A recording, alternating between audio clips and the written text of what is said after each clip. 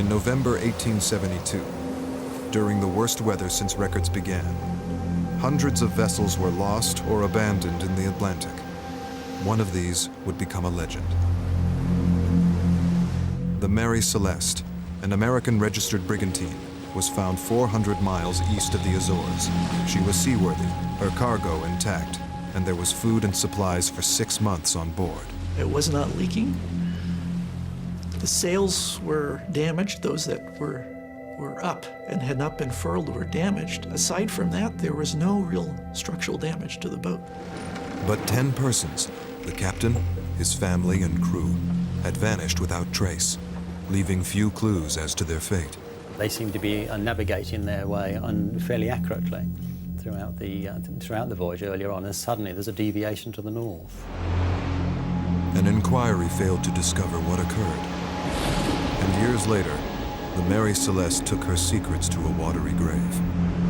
In her wake, speculation, wild guesses, and many theories were proposed, none fitting all the facts or provable by any means. Trying to understand why an experienced captain would do the one thing that really is unthinkable, which is to leave your vessel. Experienced person would do it only if he thought the vessel was going down. What follows is not rumor, speculation, or another theory without proof. An exhaustive investigation for this program has discovered vital new information, including a transcript of the Mary Celeste's lost log. Now, with the help of an international team of experts, the true story of the Mary Celeste can finally be told.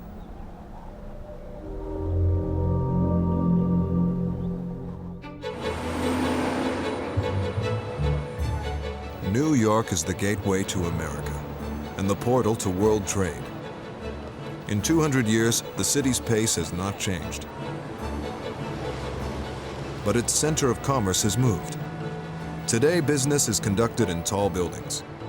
In the 19th century, it was done on the city docks, when merchant shipping made New York one of the world's busiest ports, with more than 700 sailing ships in the harbor every day. It was a pretty rough trade. Nothing was sure, nothing was guaranteed. They improvised all the time. They would stay in a port until they found a cargo. There were agents that found the cargo. Load up, head off, try to find a cargo on the other end to bring it back. In the winter of 1872, storms in the Atlantic created chaos. Sailings were delayed, wharves were packed, activity was frenzied, and accidents occurred. On an American-registered brigantine, the Mary Celeste, a new lifeboat was smashed. A replacement couldn't be found, and to meet their schedule, the ship's new captain would be forced to sail with only one lifeboat on board. 37-year-old Benjamin Spooner Briggs was an experienced master, but this was his first voyage on the Mary Celeste. He believed he had a good ship, an experienced and peaceable crew. And though transporting industrial alcohol, one of the most hazardous cargoes of the day, he was confident it was safe enough for his family to come along, a belief he would soon have cause to regret.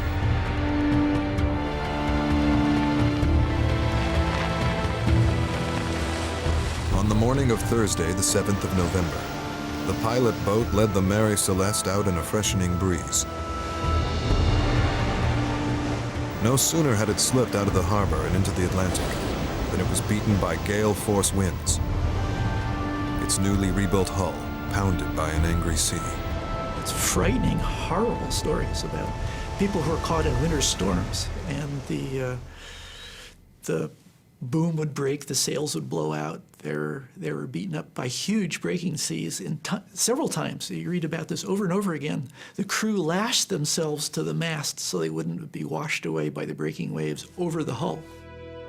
The Mary Celeste survived the rough crossing, and on the morning of the 25th of November, she passed here, 6 miles northeast of Santa Maria Island in the Azores, the last position recorded in the ship's log.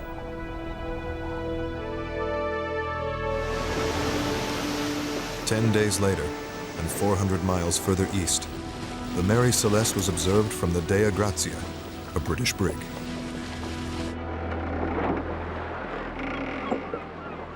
That's Mary Celeste, all right.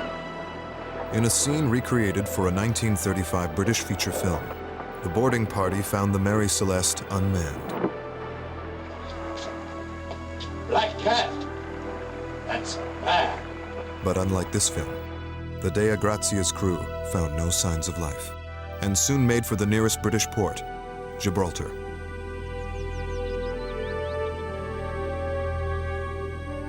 There they registered a salvage claim, which meant telling their story in the Vice Admiralty Court. The ship's crew disappeared. The ship was found ship sailing through the seas on its own. But what the men could not tell the inquiry was what had happened to the 10 persons now missing from the ship. In fact, inquiry is almost a misnomer, because the inquiry is far more interested in whether they can or can't give prize money to the crew members of the Dea Gracia, rather than what actually happened to the crew of the Mary Celeste. 4 months later, still no news of their fate and no proof of why they disappeared. The inquiry ended with these matters unresolved. Today, when a vessel is found abandoned, investigators consider every aspect of the case, as our team has been assembled to do, comparing the known facts with those that are missing to discover the truth. And you can see the pattern of trajectories is going eastward in the Gulf Follow Stream. the slope of the planks, or did it go from the The edge of seam immediately above the waterline would be the one of immediate concern. What are the pieces of evidence that we know that can guide us to understanding what happened? What is known comes from the few items that have survived, like this recently discovered photograph. It's the only image that exists of the Mary Celeste after she was taken into custody. The photographer was Horatio Jones Sprague, the U.S. consul, and one of the first officials to board the ship. And there are original court documents, which are preserved in Gibraltar's government archives. This record is a handwritten transcript, which is often referred to as the viva voce evidence of what occurred, is a transcript of what was of the oral testimony of the members of the crew of the Dea Gracia who found the ship and brought her into Gibraltar. But in 1872, the inquiry didn't have all the facts, and some of those they did have were misunderstood. Now, using recently found and vital new evidence, it is possible to reconstruct the frightening sequence of events which led to the disappearance of the 10 persons on the Mary Celeste. On the 5th of December, the crew of the Dea Grazia observed a strange vessel. It was sailing erratically and seemed to be in distress. Captain David Morehouse changed course to offer assistance and was surprised to discover it was the Mary Celeste. It had left New York 8 days before his own ship, and by now should be unloading in Genoa, where it was bound. Not here, 400 miles east of the Azores. He hailed the ship, and when no reply came, he sent a boarding party to investigate. Oliver DeVoe led the men. First off, DeVoe checked the ship's pumps. There were 2, and unusually, he found one of them taken apart. Looking at it from a sailor's point of view, a historian's point of view, is that the sounding rod was out on deck. It was either for maintenance or something had gone wrong.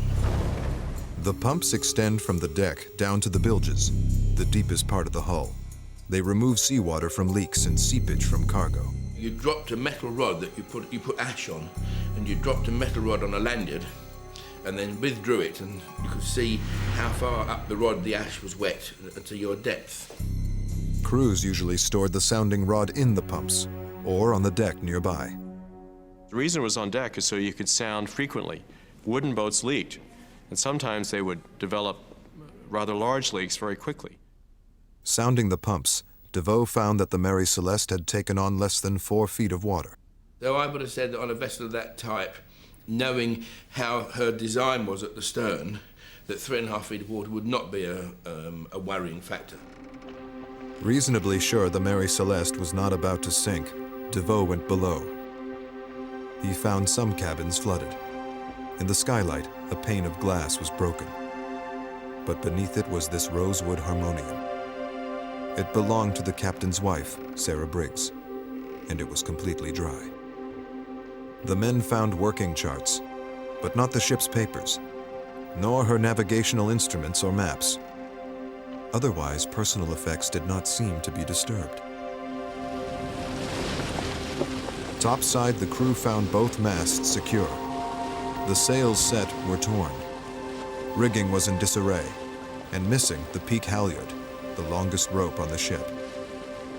The main cargo hatch was wedged and secure. The covers on two others were off. Sails and supplies they held were wet. No lifeboats were found, but there was evidence that one had been fixed to the cargo hatch. DeVoe thought there'd been a rapid departure. He couldn't tell when it happened, and he wasn't sure why.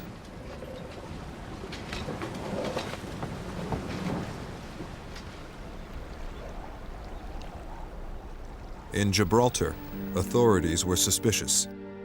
There seemed no reason why an experienced captain would leave a seaworthy vessel, unless he was forced to go. And the inquiry began by investigating those who had the most to gain from the recovery of the ship, the Dea Grazia's men. Cross-examining them was Gibraltar's Attorney General and Police Magistrate, the Honorable Frederick Solly Flood. It comes through with Solly Flood's lines of questioning. He is convinced in his own mind that there was foul play. He was certainly very pertinacious. He sort of kept at it and nosed away until he found something. The Attorney General ordered surveys and tests not usually done for a salvage inquiry. A descendant of Captain Briggs, Celeste Fowles, recalls one of the most controversial tests, an analysis of stains found on the ship and on an item of special interest to the court. There was a sword on board, and he claimed that that had something to do with it. He speculated that murder was involved and that the crew of the Dei Grazia was somehow responsible. Oliver DeVoe admitted he had found the sword. He had drawn it from its scabbard, discovered it had a rusty blade, and thought no more about it. This is the sword that belonged to my great-great-uncle, the captain of the Mary Celeste, Benjamin Spooner Briggs, was on board when the ship was found. But what DeVoe called rust, the Attorney General believed to be blood. We used to play with it when I was a child, and so it's nicked up a little bit.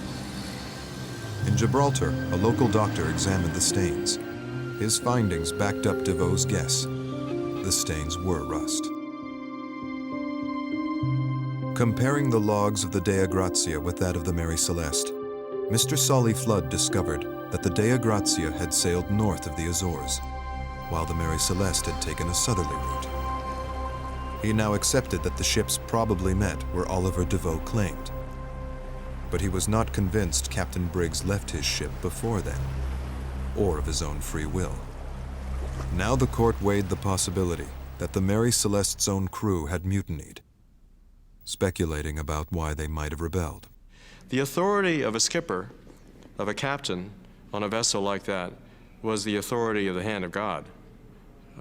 He could punish, he could fire, he could withhold wages, but mutiny was always punishable by death. There are plenty of precedents for that. So there's no real reason on the face of it to think that there might have been a mutiny. Captain Briggs came from Marion, Massachusetts, a town built by sea captains for sea captains. Benjamin Spooner Briggs was a sea captain's son, one of 4 brothers and a sister, bound in life and death to the sea. Raised with the values and expectations shared by mariners in this part of the world: faith, family, and community built around the church. It's the place where the whole town had its worship, had its town meetings, had its public gatherings. All of its life centered around this one building, the Sea Captain's Meeting House. The Briggs family were prominent members of Marion's first Congregational Church, and Benjamin married the minister's daughter, Sarah Cobb. Sarah and Benjamin were married in a home just up the road from this church, almost within sight.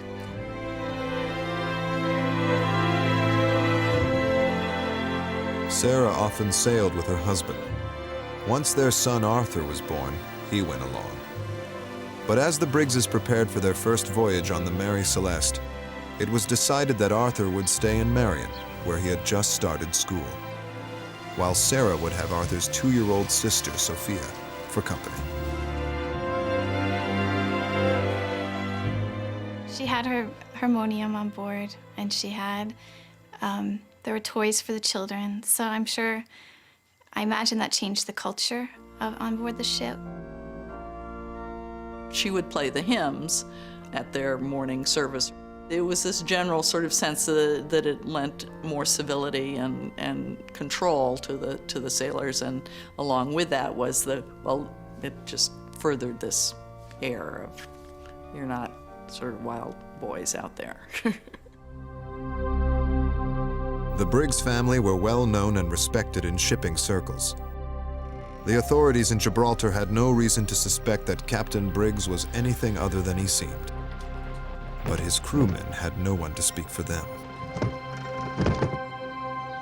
Crews were not the most noble of citizens, often. They never had any money. There was a reputation for drink. They were often treated poorly. In American ports, government agents registered foreign crews. A vessel's owners were responsible for hiring them. Could Captain Briggs have made a mistake choosing this crew? It was a sound vessel with an experienced captain who felt safe enough to bring his family with him. There's a measure with this crew. 3 crewmen knew one another. They came from neighboring islands in northern Germany. A coincidence which led Attorney General Solly Flood to suspect they may have been accomplices in a crime. I am Anton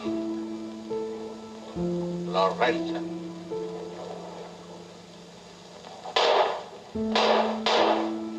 More than 70 years later, this feature film did more than suspect the Germans. It blamed them, naming 2 of the crewmen, the Lorenzen brothers. Today, at their village in the Frisian Islands, Uwe Lorenzen continues his family's search for the truth, challenging accusations which have cast a shadow on their lives. These seamen all came from good families. There was respect and orderly houses where children went to school and learned the profession of seamen. The Lorenzens went to sea because there were few prospects for work.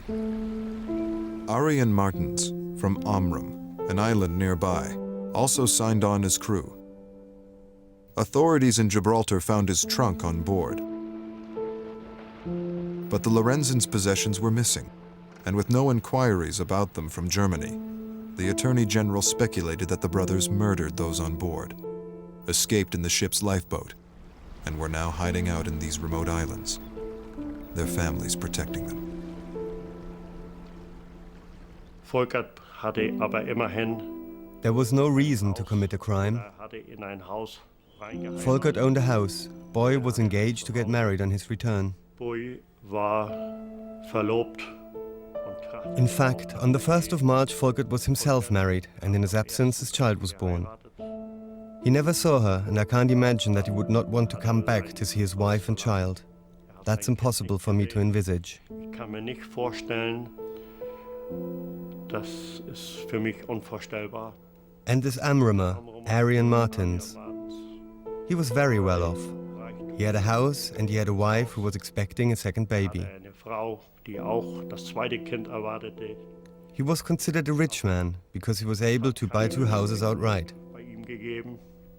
War There was no necessity to steal other people's possessions or commit a crime. This is doubly implausible. There was no reason for them to commit a crime. vollziehbar und glaubhaft. Later it was discovered that the Lorenzens' possessions were missing because they didn't have any. They lost everything in a shipwreck earlier that year and had signed on the Mary Celeste to return home.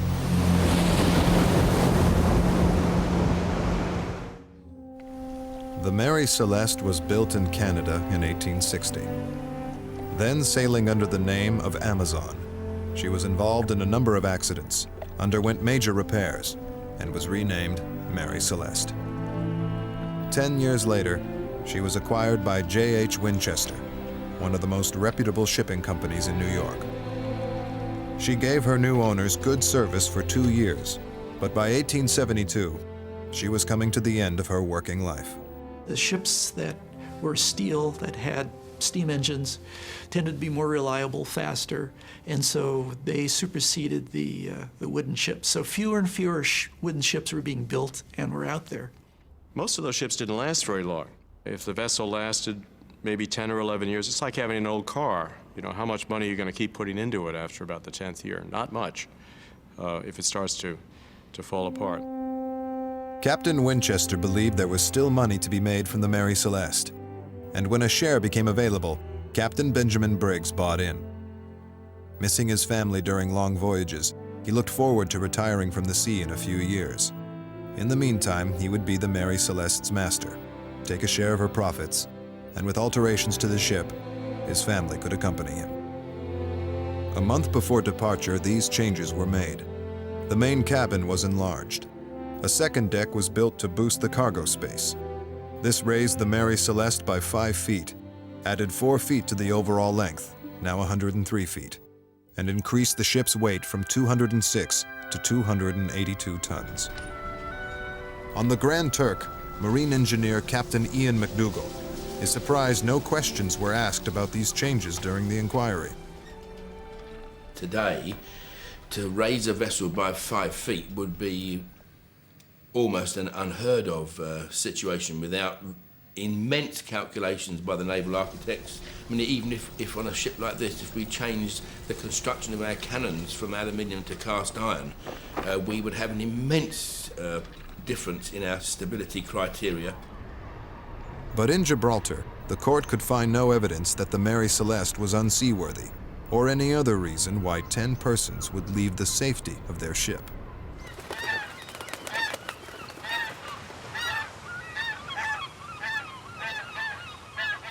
In March 1873, almost 4 months after the inquiry began, Judge Sir James Cochrane ruled. He granted the salvage claim. The Mary Celeste and her cargo had been insured for $46,000. The salvers were awarded only 1/6 of that. Evidence, some said, that the authorities did not believe their version of events. Were the crew members of the De Gracia telling the truth? Because there may be an element of truth in what Solly Flood felt. Was there foul play? Did something go on? The Dea Grazia's crew had risked their lives and their vessel to bring the Mary Celeste to Gibraltar. Disappointed by the way things turned out, they left port and closed this chapter in their lives. But for others, a new one would begin 12 years later, when Arthur Conan Doyle wrote a short story which was inspired by these events. She changed the name to Marie Celeste, it's clearly the same vessel, and created a vast and really unpleasant, racist story of African Americans rebelling and taking the ship to Africa, slaughtering the family. Conan Doyle went on to create Sherlock Holmes, the greatest fictional detective of all time. But instead of closing this case, his story had the opposite effect. Doyle, I think 50 years later, said he wished he'd never told the story. It had nothing to do with it. It was Doyle's story that seemed to kick off this mad series of speculation. Stories of pirates, sea monsters. Moving islands, all kinds of natural phenomena. When the ship sailed over the lost city of Atlantis, these mystical beings came down and stole the crew. Sea quakes or bad weather. In a fit of fundamentalist religious mania, Briggs butchered the crew. I don't think when people just think of it as entertainment that they sort of think of the feelings of the people involved. Neither the wreckage of the lifeboat nor the remains of those found on board were ever found. Without proof they perished, it was difficult for their families to abandon hope that they may have survived. For Arthur, it was a big question mark in his life, a huge one, and something that while he was living, people had all kinds of crazy theories and speculations, and I'm sure it was hard for him to hear and to deal with. The principal owner of the Mary Celeste was Captain James Henry Winchester. Captain Winchester made a surprising claim after the publication of Conan Doyle's story. He now proposed that gases were produced by the ship's cargo of industrial alcohol. They mixed with foul air in the hold. Pressure built up, blowing the hatches off. Fearing fire or a massive explosion, Captain Briggs abandoned his ship. This theory was accepted by the next of kin, starting with the missing captain's brother, James Briggs. The whole family's interpretation of the story revolved around my grandfather, some combination of weather concerns and fear that the alcohol was going to explode. Heat had caused a hatch to blow off because the cargo was alcohol and did not travel well in the heat, and it got hotter off the Azores. But the facts did not support this theory then, nor do they today. When the Mary Celeste was found, her main cargo hatch was wedged and secure. The two hatches which were off did not access the cargo hold, but small compartments for storing sails, ropes, and other supplies the crew would collect before abandoning ship. And weather records confirm there was very little difference between temperatures in New York and the Azores. It certainly wasn't enough to make alcohol expand to the stage where it might explode, if it could explode, which it can't, unless it has some sort of igniting device. But people have a lot of fun with this theory of the exploding alcohol. During the inquiry, investigators removed 50 barrels from the hold. 18 of these were opened, and all were found intact. None of the experts who originally inspected the ship, including Captain Winchester, found any proof that a fire or explosion had occurred. What new evidence did Captain Winchester have now? Well, the cargo arrives in Genoa eventually. 9 of the 1,700 barrels of alcohol are actually empty. And it suggests that there was a leak of some sort, that this alcohol got out somehow. When the cargo was unloaded in Genoa, it was thought the 9 empty barrels hadn't been filled properly in New York. But could the solution to this mystery have anything to do with how these barrels were made? The empty ones were all red oak, while the others were white oak. Can't say anything about the construction of the barrels, whether it was different or not, but there would be a difference in the timber itself, in that red oak is a very different wood than white oak. As they grow, the two species look alike. It is only when they are cut and examined under a microscope that their distinctly different cell structure is apparent. These systems in red oak are open, and when the wood is harvested and dried, they remain open. In white oak, however, small bubble-like formations form within the vessels, and this changes the permeability drastically. Professor Hoadley applies liquid soap to a piece of red oak. He blows air through it to demonstrate just how porous red oak is. And that surely shows how permeable the oak is to the passage of any gas or air or liquid that could pass through it. Barrels made of red oak were bound to leak, and they would have done so long before the Mary Celeste reached the Azores. Their contents pumped out. But if the missing 450 gallons of alcohol had remained in the hold, Oliver DeVoe would have smelled fumes when he first boarded the ship. In Gibraltar, authorities found no evidence that the cargo was a factor in this case. Instead, they focused on where and why the ship was abandoned to satisfy themselves that the salvors were telling the truth and entitled to an award. Crucial evidence was the last entry in the Mary Celeste's log, and where Captain Morehouse claimed the ships had met. Is it now possible to discover what tragic events took place between those two positions, when for almost 10 days, there were no reported sightings of the Mary Celeste?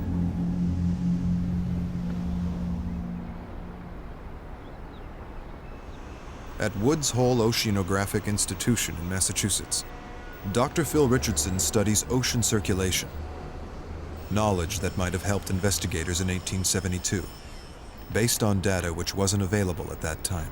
I was reading some historical books and discovered that in the 1800s, the U.S. Navy Hydrographic Office started putting out pilot charts of the North Atlantic. And on these pilot charts, they showed the positions of derelict ships. And a derelict ship is a ship that's been abandoned at sea.